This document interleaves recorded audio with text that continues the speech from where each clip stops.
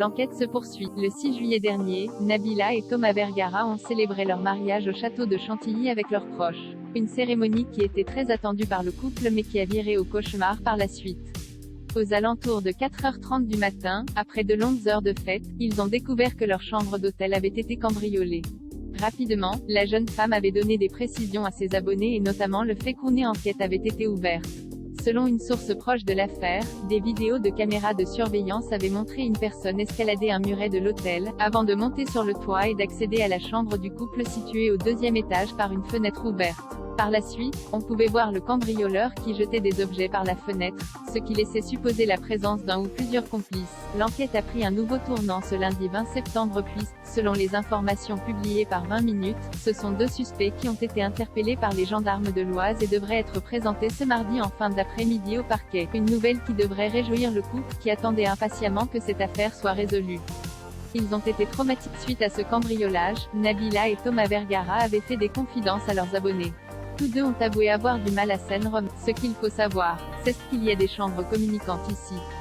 Quand on fêtait le mariage, notre fils dormait juste à côté. Ça nous a fait un petit peu peur parce qu'on s'est dit qu'il aurait pu rentrer et peut-être lui faire du mal. J'ai eu très. Thomas est encore bouleversé, avait indiqué la jeune femme. De son côté, Thomas Vergara avait expliqué, je suis dégoûté, on était censé vivre le plus beau jour de notre vie. Ça l'a été, mais ça a été court. Nous voler ok, mais le jour de notre mariage, il ne faut pas avoir d'âme, c'est incroyable, horrible, avait-il conclu. Par la suite, le couple a pris une décision radicale. Celle de ne jamais revenir en France. Nous, on ne retournera jamais vivre en France. En tant que personnalité publique, on a un petit garçon à protéger. Mon fils passe avant tout le monde, c'est mon rôle de mère de le protéger, avait d'abord affirmé Nabila. Par la suite, elle avait répondu aux nombreuses critiques, tout le monde s'étonne Kwon Sen mais si vous ouvrez un peu les yeux, vous verrez Kwon Sen tous, sans exception, fait braquer, cambrioler, séquestrer ou menacer. C'est fatigant et ça n'arrive pas qu'aux gens connus, avait-elle conclu. Une décision importante pour le bien-être et la sécurité de toute la famille. Nabila et Thomas Vergara cambriolés, à combien s'élevait le butin? Dès le lendemain du cambriolage, Nabila avait pris la parole sur son compte Snapchat.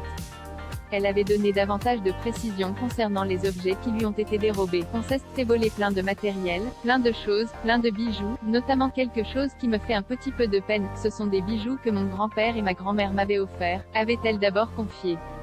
Ce sont des choses qui sont sentimentales, qui n'ont pas de prix à mes yeux, et ça me fait beaucoup de peine de ne plus avoir ces bijoux de famille, avait-elle précisé ensuite. Le préjudice de ce cambriolage est estimé à près de 170 000 €.